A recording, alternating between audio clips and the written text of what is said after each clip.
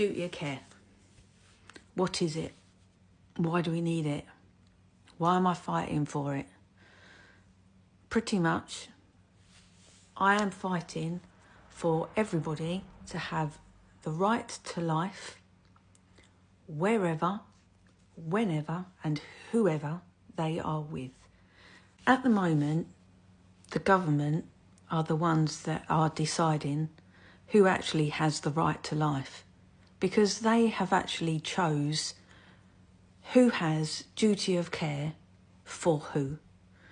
But my argument is that everybody has the right to life, and it doesn't matter who you are, where you are, what you are. Everybody deserves the chance of survival when they need it the most. Why am I so passionate about it? I'm passionate about it because I lost my 21-year-old son Matthew on the 1st of April 2023 to meningitis, and the 3 people that were with him chose not to call 999. Unfortunately, my Matthew went to a house, his mate's house, and it was the mother of the house that had the so-called responsibility, if you like, of the younger ones. Her comment to somebody on the phone who was literally telling her to call an ambulance unless they want a death on her conscience, her words to them were, "I'm not having an ambulance here. I've got too much gear in my house." So that woman was she was more worried about the drug stash that she had, and she was more worried about being caught by the ambulance for having drugs in her house.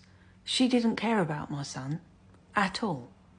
She literally could lawfully sit there and watch my son suffer.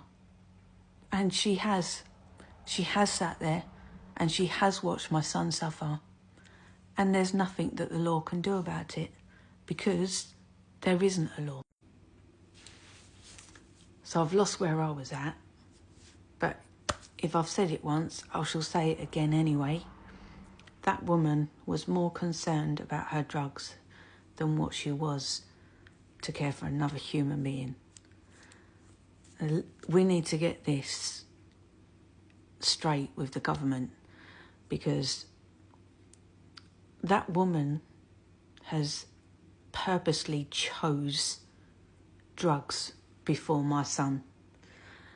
But where there is no duty of care law, the police do not have any power to even pull her in and question, why did you not call for medical help? Without a law, we are literally allowing people to walk away and watch people suffer, or in some cases die. I don't think that there should be a human on this planet that thinks that that's okay. So this is Matthew, right here. He was 21.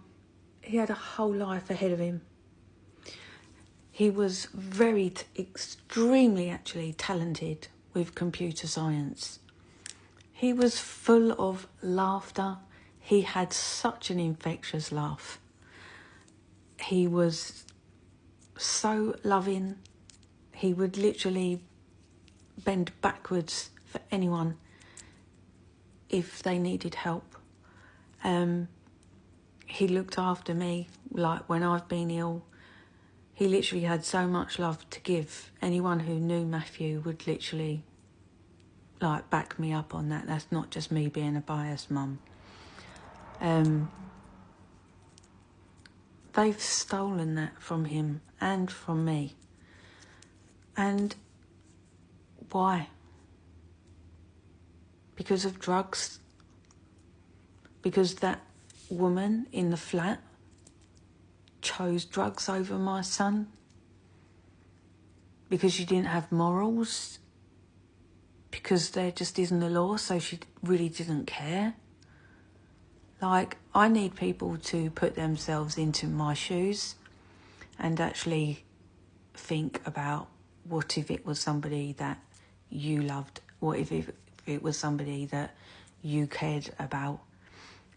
Would you not want the person to be protecting your loved one by calling them an ambulance? It just makes sense to me that if there's a person there that is in full capacity with a mobile phone or a land phone, whatever, they should ring 999 or at least call 111 and find out what these symptoms are and whether they think that this person needs medical assistance. There's plenty of things that we could do to help.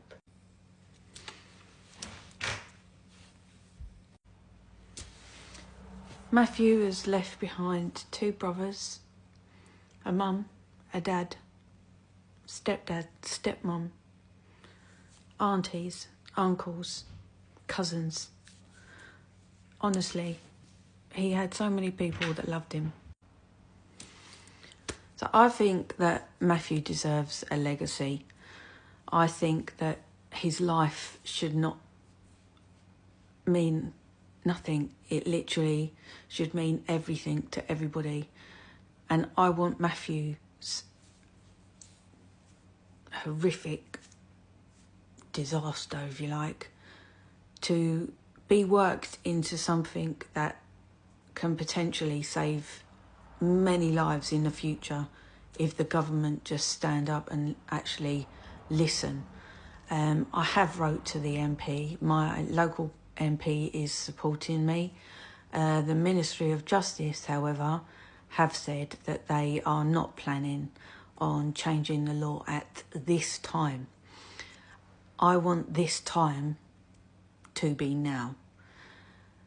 No more lives can be wasted because people do not have morals, people do not care enough for another human life.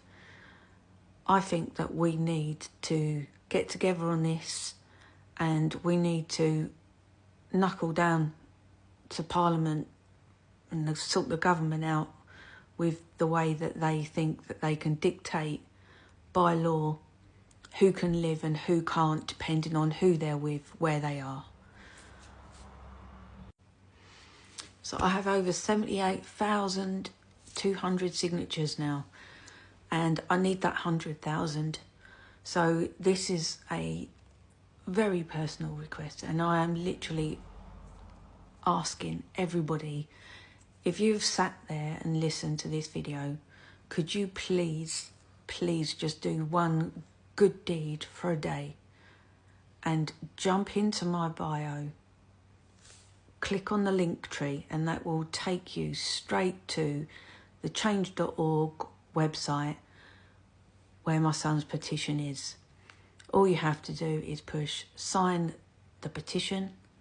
It will take you to the next page where you put your first name, your last name and your email address, and then push sign. When you've done that, go to your email. You'll have one from change.org. It says, please verify your signature. Say yes. That is it. You have officially signed and helped this legislation be put in place. Matthew's Army.